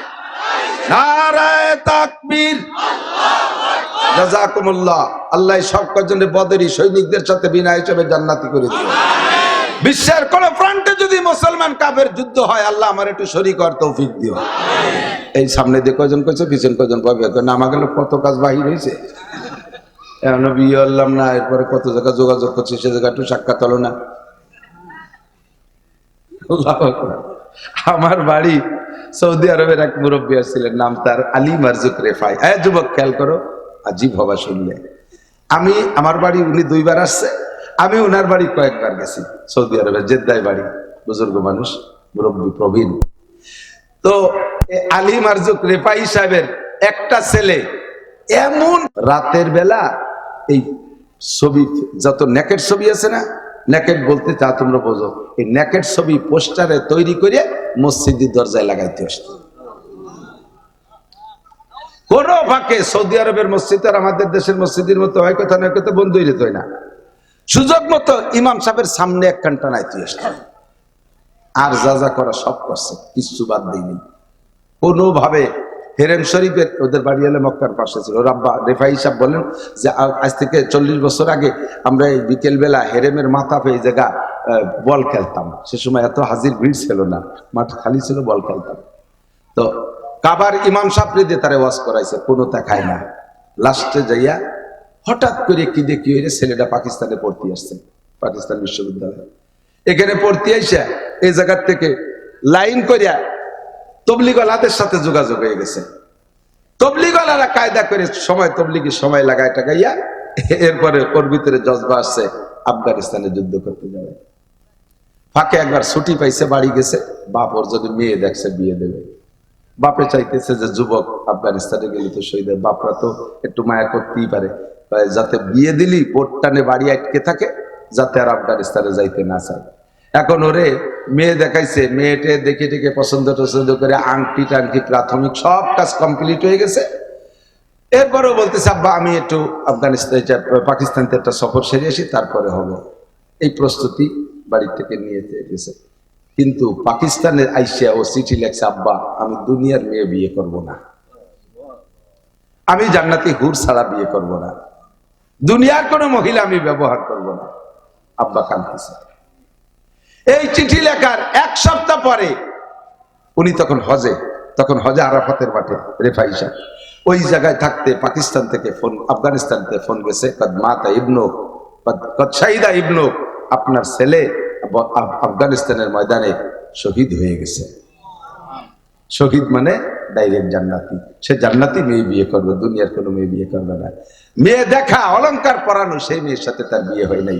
এমন খারাপ ছেলেটা আল্লাহর রহমতে বানদের হাতে সোয়া লাইগা লাস্টে সে জান্নাতি যুবক শহীদ হয়ে দুনিয়া থেকে গেছে, জান্নাতি মেয়ে বিয়ে করার সিদ্ধান্ত নিয়ে গেছে। ও যুবক, তুমি প্রস্তুতি নাও, দুনিয়ার এর মধ্যে কোনো স্বাদ নাই, কোনো স্বাদ নাই। কিছুক্ষণ হযরত আলী রাদিয়াল্লাহু আনহু বলেন, যুবকদেরকে বলছে মুরব্বীরা কষ্ট পেয়েন না। আর হযরত আলীকে জিজ্ঞেস করছে একজন, হুজুর বিয়ের হাকিকাত কি, যে বিয়ে করি না আমরা, এর বিয়ের হাকিকাত বাস্তবতা কি? তো উনি বললেন বিয়ের হাকিকাত 7টা। বিয়ের হাকিকাত 7টা। 1 নম্বরে সুরুরু শাহরিন, একদিন না হয়েছে ভালাইছো, বউ নিয়ে মাসখানিক কাটানোর পরে সে খুশি শেষ, সুরুরু শাহরিন, মাসখানিকের খুশি। 2 নম্বরে লুজুমু মাহরিন, 1 বোঝা টাকা দেন মোহর হিসেবে গাড়ি চাপে, এই হলো বিয়ে। ইয়া সদনা দিতে পারলে মাজা ভাঙিয়ে ফেলে দেবে কিয়ামতে বার হইয়ে ফেরেশতারা। ওই বউতি ব্যারিকেড দেবে পুলসিরাতে, বুড়ো টা ফেলা, টাকা না দিয়ে 1 কদম জাতি দেবে না, লুজুমু মাহরিন। 3 নম্বরে কুসুরু জাহরিন, জীবন ভরে বিয়ে করার পরেতেই তো খাটনি নতুন হয়ে শুরু হয়। যতদিন বিয়ে না করে ততদিন কুলাঙ্গার, কোনো জয় ঝামেলা নাই, কামাই আল্লাহ বললাম না আল্লাহ না আল্লাহ, বন্ধু বান্ধবের সাথে সাথে ঘুরে ফিরে বোন বাড়িতে, মাই বাড়িতে, মামা বাড়িতে, খালা বাড়িতে খাই বেড়ে তো চলে যায়। বিয়ে করার পরে জুবাইল গাড়ি ওঠে, এরপরে প্রত্যেক বছর প্রোডাকশন শুরু হয়ে যায়। 4ডে 5টা লালটু বল্টু জুয়েল টুয়েল ডলি বলি এই ফালতি যায়, খাটতি খাটতি মাজা ভাঙ্গে যায়। এর নাম হলো কুসুরু জাহরিন, খাটতি খাটতি মাজা ভাঙ্গে। 3টে, কয়টা হয়েছে মনে আছে নাকি? সুরুরু শাহরিন, লুজুমু মাহরিন, কুসুরু জাহরিন, এরপরে হুমুমু দাহরিন, জীবন ভরে দুশ্চিন্তা। খাওয়াবো কোত্থেকে, পড়াবো কোত্থেকে, বউরে কি দেবো, এরপরে বিয়ে দেবো কে রে, ছেলেটা বিয়ে দেবো কোন যায়, মেয়েটা বিয়ে দেবো কোন, জীবন ভরে দুশ্চিন্তে না, ঘর বাড়ি কোথায় কি করবো, বেড বিছানা কি করবো, প্রত্যেককে আলাদা আলাদা রুম দেবো, এক রুমের মধ্যে গোষ্ঠী শুদ্ধ থাকা যায় না, এই দুশ্চিন্তা জীবনটা ভরে কেটে যায়, ঠিক কি না? এরপরে এদিক তাকান, দুঃখ কি বলে, হুমুমু দারিন, লুজুমু মারিন, কুসুর জারিন, সুরুর সারিন, তারপরে হলো নুজুলু কবরিন। লাস্টে এই দুশ্চিন্তা করতে করতে খাটতে খাটতে কবরে চলে যাবা, মরে যাবা। বিয়ের পথ কাছাই আইছে, বিয়ের সুখ শান্তি কাছাই গেছে। এরপরে দুখুলু জান্নাতিন আর নারিন, ভালোভাবে যদি বউরে সন্তানদের পরিচালনা করতে পারো বেহেশতে যাবা, অথবা জাহান্নামে যাবা। বিয়ে হলো এই। এই বিয়ে দুনিয়ায় করবা করবা না তারা, হুজুর বলেন মান রাগিবা আন নিকাহ মিন সুন্নতি ফামান রাগিবা আন সুন্নতি ফালাইসা মিন্নি। এই যুবক, বিবাহ আমি নবীর সুন্নাত, আমি নবীও বিয়ে করেছি, আমি 11টা বিয়ে করেছি, বিয়ে করা আমার সুন্নাত। ফামান রাগিবা আন সুন্নতি, দুনিয়ায় যে আমার সুন্নাত থেকে মুখ ফিরে থাকে, বিয়ে করে না, সন্ন্যাসী সেজেতে না, আমি বিয়ে করবো না, আমি বিয়ে করবো না, বিয়ে করবো না তো আকাম করি বলে মানে কি খালি খালি বিয়ে করবা, বিয়ে করবা, ফামান রাগিবা আন সুন্নতি ফালাইসা মিন্নি, সে আমার উম্মতি না যে বিয়ে করতে না চায়। বিয়ে দুনিয়ায় করবা, কিন্তু বিয়ের বাস্তবতা তো ওখানে। মনে মনে টার্গেট থাকবে, যদি ময়দান পাই ইনশাআল্লাহ জিহাদে নামবো, আমি শহীদ হব, আমি জান্নাতি নারী বিয়ে করব। কথা বলেন ঠিক ঠিক না? আমি জান্নাতি নারী উপভোগ করব, ভোগ করব। আল্লাহ তাআলা কবুল করে বলেন আমিন। হুজুর কয় জাহারাল ফাসাদু ফিল বাররি ওয়াল বাহর, মানুষকে এত যত্ন করে আল্লাহ তাআলা ধ্বংস করার জন্য বানাই নাই, তোমাদের সুখ শান্তির জন্য বানাইছে, কিন্তু ধ্বংস তোমরা টেনে নাও। কি কি কাম? কয়েকটা কথা আমি পড়েছি হাদিসের ভিতরে, 2-4টে তরজমা বলে আমি শেষ করে দেবো। এদিক তাকান, বলছি অনেকবার। এরপরে আল্লাহ বলে ওয়াজাক্কির, মেলাদিন আগে কইছে, আবার আর একবার কইয়ে স্মরণ করায় দাও, আমি এই অন্যায়গুলো করব না। যে অন্যায়ের কারণে খোদার গজব আসে, এই অন্যায়গুলো আমি করব না। রাজি আছেন? যে অন্যায়ের কারণে খোদার গজব আসে, এই অন্যায়গুলো আমি করব না। এই যুবকরা আমার দিক তাকাও, খেয়াল করো। সব যুবক, বুড়োরা ভালো হয়ে গেছে, এই জন্য বুড়োকে ডাকি না, যুবকদেরকে ডাকি। 1 নম্বরে ইজাত তকিদাল ফাই ও দাওয়ালা, গজবের কারণ কি, গজবগুলো কি? কোরআন এই হাদিসের শেষ দিকে আল্লাহ রাসূল বলেন 1 নম্বরে রিহান হামরা, রিহান হামরা, গরম বাতাস। খোদার গজব গরম বাতাস, দুনিয়ার বাতাস গরম হয়ে যাবে। আমরা তো এখানে এসে একটু শীত পাচ্ছি। এই 2 দিন সিলেটে রাতের বেলা স্টেজে ফ্যান চালাইয়া ওয়াজ করছি। পুষ মাস, মাঘ মাস, শীতে মাঘের শীত বাঘের গায়ে, পুষির শীত ভুসি ভুসি, একটা প্রবাদ আছে না? পুষির শীত ভুসি ভুসি, আর মাঘের শীত বাঘের গায়ে, বাঘে পর্যন্ত কাতরায়। সেই মাঘ মাসে ওয়াজ করি রাতের বেলা ফ্যান চালাইয়া। জাস্ট টাইমে গরম যখন আসতেছে, তখন দেশের অবস্থা কি হবে আল্লাহই ভালো জানে। পশ্চিমেদের বোমার কারণে সারা দুনিয়ায় আগুন লেগে গেছে, আমাদের অন্যের কারণে আল্লাহ বাতাসে আগুন ধরাই দেবে। রিহান হামরা, 1 নম্বর গজব গরম বাতাস। জালজালা, ভূমিকম্প হবে বারবার, এখানে ভূমিকম্প, ওখানে ভূমিকম্প। জালজালাতান ওয়া মাসকা, মাস্কো মানে মানুষের চেহারা বিকৃত হয়ে যাওয়া, মানুষের চেহারা বিকৃত হয়ে যাবে। দেখতে যায় রে মানুষ, কিন্তু ভিতরে, তার ভিতরে পশুত্বের স্বভাব, মানুষের মধ্যে শুকরের স্বভাব, মানুষের মধ্যে কুকুরের স্বভাব, মানুষের ভিতরে হিংস্র প্রাণী বাঘের স্বভাব, মানুষের মধ্যে সাপের স্বভাব, মানুষের ভিতরে বান্দরের স্বভাব, মানুষের মধ্যে গরুর স্বভাব। এরকম বিভিন্ন প্রাণীর স্বভাব থাকবে মানুষের ভিতরে। আর বাহ্যিকভাবে অনেকের চেহারা পরিবর্তন হয়ে যাবে, এর নাম হলো মাসকান, মস্কে সুরত হয়ে যাবে। তারপরে হুজুর বলে কাজফা, এরপরে মানুষের উপরে পাথর বর্ষণ হবে, শিলা বর্ষণ হবে, এত বেশি, এত বড় বড় শিলা দেওয়া হবে পাথরের মতো। মানুষের ঘর বাড়ি, জায়গা জমি, ফসল টসল সব ধ্বংস করে দেওয়া হবে। এই গজবগুলো তোমাদের উপরে আসবে। এরপরে হুজুর বলেন বা আয়াতিন তাতাবা কানিজামিন কুতিয়া সিলকু পাতাতাবা। আমার দিক তাকান দোস্ত, এদিক ওদিক নড়াচড়া করেন না। এই যে দেখেন তসবিরা, এই তসবির ভিতরে খুব সুন্দর সুতো দেওয়া আছে। তসবির এক মাথা ধরে যদি নিচের থেকে সুতো কেটে দেওয়া হয়, দানাগুলো যদি বাধা না পড়ে, তাহলে একের পর এক টপ টপ করে পড়তে তালে থাকে। মালার সুতো কেটে দিলে যেমন দানাগুলো টপ টপ করে পড়ে, তসবির সুতো কেটে দিলে দানাগুলো যেমন টপ টপ করে পড়ে, একের পর এক আসতে থাকে। হুজুর বলেন কানে জামিন পুতিয়া সিলকু ফাতাতাবা, একটা মালা সুতো কেটে দিলে দানা যেমন পড়ে, তোমাদের উপরে খোদার গজব একের পর এক আসতে তালে থাকবে। একটা শেষ হইতে না হইতে আর একটা আসবে, একটা শেষ না হইতে না হইতে আর একটা আসবে। একটা আন্তর্জাতিক গজব চলতেছে, এটাকে আমরা প্রকৃতির মনে করে, প্রাকৃতিক নিয়ম মনে করে নিছি। দেখেন এই করোনা আইছিল কয়দিন, করোনা সারা দুনিয়ায় যে কয়জন মানুষ করোনায় মরছে, বর্তমানে ডায়াবেটিসে কিন্তু তার চেয়ে বেশি মরতেছে। প্রত্যেক 11 জনের মধ্যে একজন মানুষ ডায়াবেটিস আক্রান্ত, প্রত্যেক থেকে 11 জন মানুষের মধ্যে একজন মানুষ ডায়াবেটিস আক্রান্ত।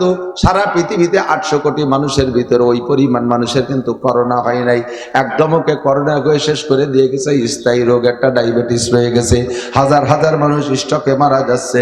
আজ থেকে 30-40 বছর আগে মুরব্বীরা বলেন এই পরিমাণ স্ট্রোকের রোগী দেখছেন নাকি? এই পরিমাণ স্ট্রোকের রোগী দেখেন নাই। নামও পাল্টে গেছে, রোগও বাইরে গেছে। সে সময় স্ট্রোককে বলা হতো হার্ট ফেল করা। দুই একটা হার্ট ফেল করে মারা যাইতো, রিয়ার খুবই কম দেখা যেত। আর এখন কি পরিমাণ মারতেছে। আর বিভিন্ন প্রকার গজব শুরু হয়ে গেছে আল্লাহর পক্ষ থেকে। কানেজাবিন কুতিয়াসিন কো পাতাবা, অন্যায়গুলো কি, কোন অন্যায়ের কারণে গজবগুলো আসতেছে। এক নম্বরে ইজাত তুকিজাল ফাই উদাওয়ালা। ফাই মানে যুদ্ধে বিজয়ী সম্পদ। যুদ্ধ বিজয় করে, যুদ্ধ করে বিজয় হওয়ার পরে যেই সম্পদগুলো মুসলমানদের থেকে বা প্রতিপক্ষের কাছ থেকে অর্জন করা হয়, একে আরবিতে বলে ফাই। তার মানে যুদ্ধে বিজয়ী গনিমতের সম্পদ। যুদ্ধে বিজয়ী সম্পদকে যখন নিজের মনে করে কামলা কামলি করবে, যেটা আমাদের দেশে চলতেছে মূল গ্যাঞ্জাম। কথা বল না কেন? মূল গ্যাঞ্জাম। আমরা এক দল বলি আমরা দেশ স্বাধীন করেছি, আবার সামনের পর আর এক দল কয় না তোমরা স্বাধীন করো না, আমরা ঘোষণা দিয়েছি। এই স্বাধীন আর ঘোষণা নিয়ে দ্বন্দ্ব কলহ আমলিগ বিএনপির ভিতরে ভিতরে দেশের 12টা বাজিয়ে যাচ্ছে। গ্রাম্য বাংলায় কয় পাটাপুতর ঘষাঘষি, মরিচ পেঁয়াজের জান শেষ। ঠিক না? পাটাপুতর গ্যাঞ্জাম, মরিচ পেঁয়াজের জান শেষ। আমলিগ বিএনপির দ্বন্দ্ব, জয় বিজয় লাভ করা, কি বলে স্বাধীন করা আর ঘোষণা দিয়া, এই দুই কথার গ্যাঞ্জাম করে সারাটা দেশকে জ্বালায় দিচ্ছে। এখন ভিতরে ঢুকে পড়ছে আমেরিকানরা, ভিতরে বিভিন্ন ষড়যন্ত্রের জাল বিস্তার করতেছে। আমাদের সম্পদ নিয়ে যাবে কোনভাবে বাবা টের পাবেন না, কোনভাবে কেড়ে কুড়ে নিয়ে যাবে টের পাবেন না। এগুলো সব আমাদের দেশের ধ্বংস টেনে আনতেছে।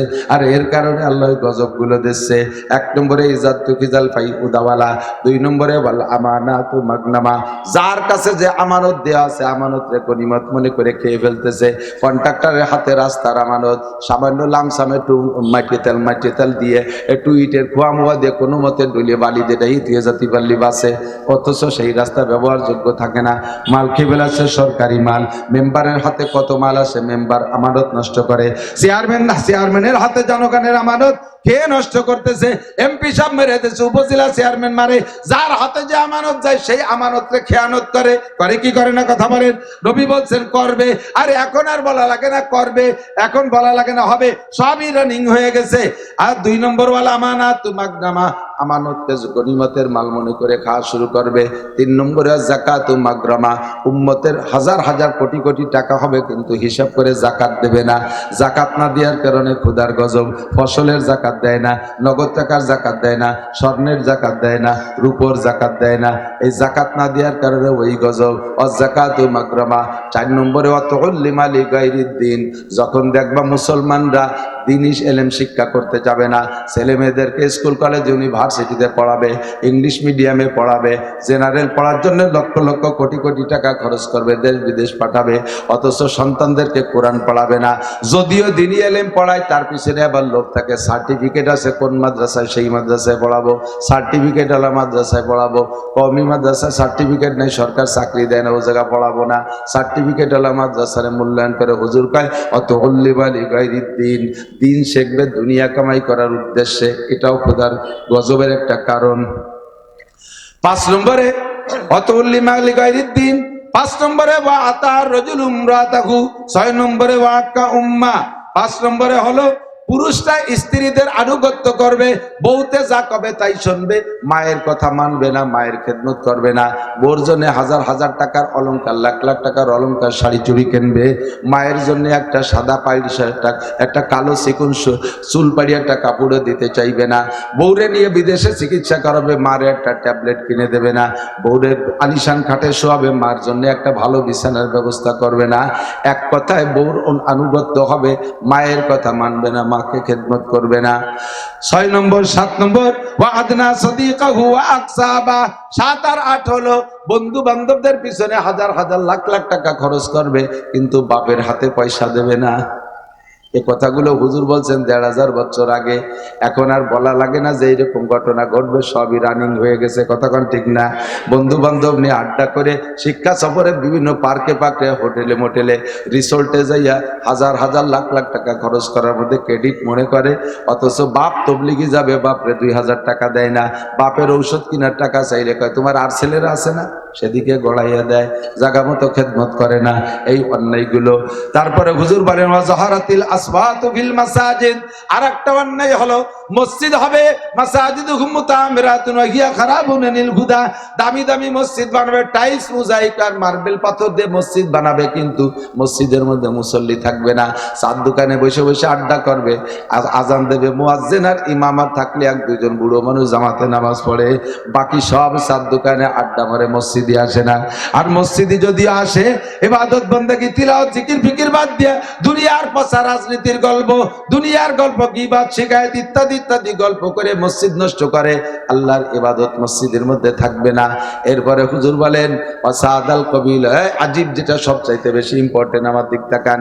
ওয়াসাদাল কবিলাতা ফাসিকুহুম, কওমের জাতির নেতৃত্ব দেবে ফাসেকরা। নেতা হবে কারা? ফাসেক। ফাসেক কারে কয়? ফাসেক বলে যে নামাজ পড়ে না, রোজা রাখে না, পর্দা করে না, ফরজ মানে না, ওয়াজিব মানে না, সুন্নতি পোশাক নাই, দাড়ি কাটে, দাঁড়ায় মতে, খাড়ায় খায়, আইটে আইটে পায়খানা করে, সুদে কারবার করে, গুছে কারবার করে, বৌতিয়া সোনার গা হোটেলে রাত কাটায়, দুনিয়ার যত কবিরা গুনাহ আছে এইগুলো যারা করে এরা হবে জাতির নেতা। হুজুর কইছে হবে, এখন কি অতি বাকি আছে নাকি? সব রানিং হয়ে গেছে। আরে কবার বোতল ভার চরিত্র, ফুলির মতো পবিত্র, গাঁজা খায় 5 ওয়াক্ত, নামাজ পড়ে না 1 ওয়াক্ত, ফুলির মতো পবিত্র, আন্তর্জাতিক মানের বোতল, ঠিক না? এই বোতল গুলো আমাকে নেতা। এর এগেনস্টে যদি হাক্কানি একজন আলেম নির্বাচনে দাঁড়ায়, মৌলবীরা এর মধ্যে আসলো কি মিসকি দিয়ে শীত হইয়ে দাঁত কপালে সিটে লাগে। কারণ ওই জানে যে কাজ ডালে আকাশ, আকাশ আমরা করবো, হুজুররা আসবে কেন? এই কাজটা আকাশ না, এই কাজটাই হলো কাজ। হযরত ওমর এই কাজ করছে, তাহলে ওমর কি আকাশ করছে? আল্লাহ রসুল এই কাজ করছে, হুজুর কি আকাশ করছে? আবু বকর, ওমর, উসমান আলী, এই সাহাবায়ে কিরাম এই কাজ করছে। কাজটা যদি আকাশ হয় তো উন্ডা করলেন কেন? তাহলে এই কাজ হলো তাদেরই কাজ। এই আকাশ বানাই নইছো তোমরা। যখন এই আকাশ তোমরা এইগুলো করবা, তখন খোদার গজব আসতেছে। বেশি দেরি নেই, হুজুর গেতে মুনাজাত করে কোনো লাভ নাই, দোয়া মুনাজাতে কোনো ফায়দা হবে না। ওয়াসাদাল কবিলাতা ফাসিকুহুম ওয়া কানা যাইমুল কওমে আরজালাহুম। মনে রাখেন এই ছাত্ররা, এগুলো বলবা, মনে রাখবা। হাদিস থেকে একা একা পড়িয়ে এই সমস্ত ব্যাখ্যা বর্ণনা করা কঠিন, শুনলি বলতে সুবিধা হয়। তারপরে একটা হলো ওয়া কানা যাইমুল কওমে আরজালাহুম। এই গজব আসার কারণ সমাজের বুদ্ধিজীবী, সমাজের চিন্তাবিদ, সমাজ সেবক চিন্তাবিদ হবে কারা? সবচাইতে নিকৃষ্ট মানুষ। আজ থেকে 10 বছর আগে যারে মাঠে মানসিক কামলা কিসেন নেই, অন্য কিসেনটা কয় যে ওরে নিলি আমরা কাজ করবো না, ওর কান পচা, ওর ডালে গন্ধ, বাতাসের বাটিতে কাজ করা যায় না, ওর খাইজনি চুলকনি, ওর বাতাসের বাটিতে গিলা বসলে আমাদের খাইজনি হবে না, ওরে নিলি কাজ করবো না।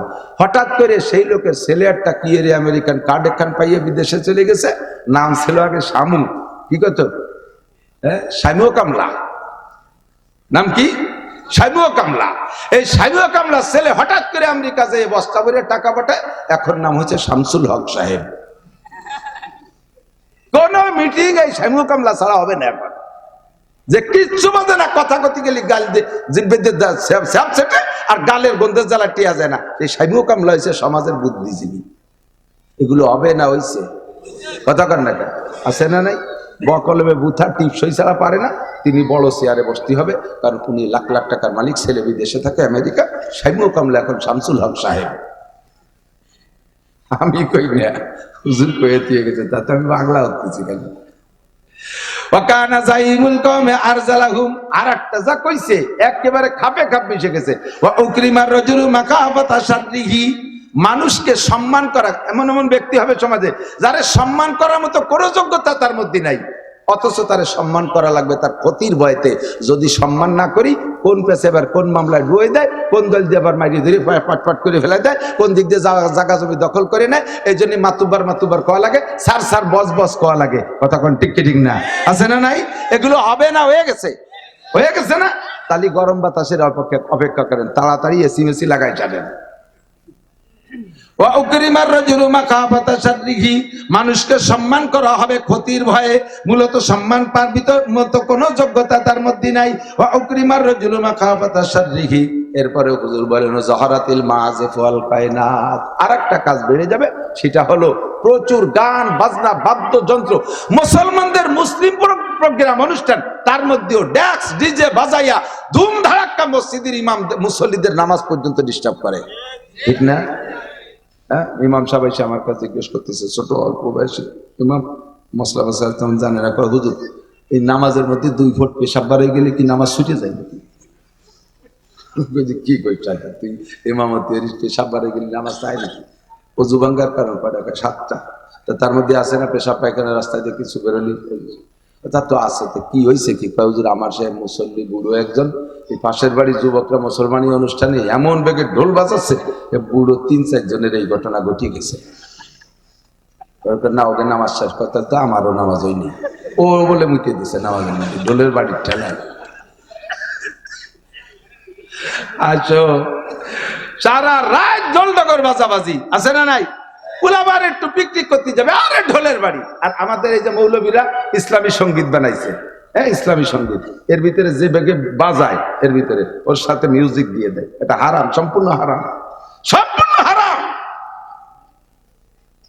যেভাবে মিউজিক দেওয়ার ভিতরে যেভাবে ঢোলের বাড়ির মতো আওয়াজ হয়, শব্দই ওর গজলই বোঝা যায় না। আগের গজল কত মায়াবী গজল ছিল, হ্যাঁ? মাও কান্দে বাপো কান্দে, কান্দে ভাই, ভেবে দেখো সঙ্গের সাথী কেহ নাই। ছেলে কান্দে মেয়ে কান্দে, আব্বা স্ত্রী কান্দে, স্ত্রী কান্দে, প্রাণের স্বামী চলে যায়। আমার তো সুর নেই, গলা ভাঙ্গা, সুর আলাদা টান দিলে মানুষের চোখের পানি পড়তে বাধ্য হবে। আরে এখন গান গায় ইসলামী সঙ্গীত, ইসলামী নাকি দূরিতে তো শব্দ বোঝা যায় না, মনে হয় যেন হিন্দুরা দুয়া গাচ্ছে আর ওই রবি ঠাকুরের গান গাচ্ছে, মমতাজের গান চলতেছে, এইরকমই বোঝায়। সাথে তো ঢোলের বাড়ি আছে। কোন উলামায়ে কিরাম এই গানকে সমর্থন করে না, ও আমি সহ্য করতে পারি না। শেষ করে ফেলে দিচ্ছে, ওয়াজের নূর নষ্ট করে ফেলাইছে। এরপরে জহরাতিল মাযিফ ওয়াল কায়নাত ওয়া শুরিবাতিল কুমুর, 14 নম্বর হলো মদ বেড়ে যাবে, গাঁজা এবা ফেনসিডিল বিভিন্ন প্রকারের মাদক বেড়ে যাবে। 14 নম্বর। আর 15 নম্বর ওয়ালানা আখিরু হাযিল উম্মতি আউওয়ালাহা, আর শেষকালের পাঙ্কু পুঙ্কুরা আইছে আগের বড় বড় মানুষদেরকে সমালোচনা করবে। ই কি ছিল, ও কি ছিল, ও কি রে গেছে, ও কি জিয়া কি রে গেছে, এর সাথে দেশের কি রে গেছে, মুজিবার কি রে গেছে, উনি সব করার জন্য বইছে। কতক্ষণ পুরানে মুরব্বীদেরকে সমালোচনা। আগের হুজুরা লেখাপড়া জানতো না, কলেজে 2 অক্ষর পড়ে কয়েন ছটি বই বগরে নিয়ে 8 টাকা তারাবির পাইতারা দিয়ে বেড়াচ্ছে। আব্দুল মালিক সাহেব কি জানে, হাটাজারি হুজুর কি জানে, নাসির হুজুর কি জানে, তুই সব জানিস, একটু সামনে বয়, তোরা হাদিস খুলিয়ে দেবো। আজকে হুজুর বুখারী শরীফ পড়াইছে, ওর একটা লাইন যদি তুই পড়তে পারিস আমি 1 মাসের ইনকাম তোরে দিয়ে দেবো। একটা লাইন যদি তুই রিডিং পড়তে পারিস। আহলে হাদিস কলাতে এসে 6 পাতার বুখারী বগল করে নিয়ে তারাবি বেশি বেড়াচ্ছে। ভাবি এই যে তারাবি 8 টাকা নেন, কি দিস কখন? বুখারী শরীফ। তো বুখারী দিন নাসির হুজুর কলে একখানের গায়ে 7 কেজি ওজন, তোর বগলে এত বুখারী? ও বুখারী বাড়িও না, বগলে তে হসমটাই নিছে, আল্লাহ জানে, হসকরিটাই নিবে বুখারী দেয় দাতাল কোন জায়গা। ইসলামে শেষ করে দিয়েছে। পাঙ্কু পুঙ্কুরা তবলিগ করে বড় বড় উলামায়ে কিরামের সাথে সমালোচনা করতেছে, বেয়াদবি করতেছে, টঙ্গীর ময়দানে যে যুদ্ধ করতেছে, টঙ্গীর ময়দানে রাতের অন্ধকারে বুড়ো বুড়ো মুরব্বীদেরকে তাদের উপর আক্রমণ করে মারপিট করতেছে পাঙ্কু তবলিগওয়ালারা, যুবক। তার আগে ছিল সন্ত্রাস, ডাকাত, গাঁজাখোর, পাগড়ি একটা বান্ধি, এখন অন্য কায়দায় সন্ত্রাসী করতেছে। কতক্ষণ? এগুলো সব কিয়ামতের আলামত। এই সমস্ত অন্যায় থেকে আল্লাহ আমাদের ফিরে আসার তৌফিক দান করুক, বলেন আমিন। এই মাদ্রাসার বিপক্ষে কারা? একটু মহব্বতের সাথে হাত দেখান তো, বিপক্ষে কারা? 4 জন বিপক্ষে।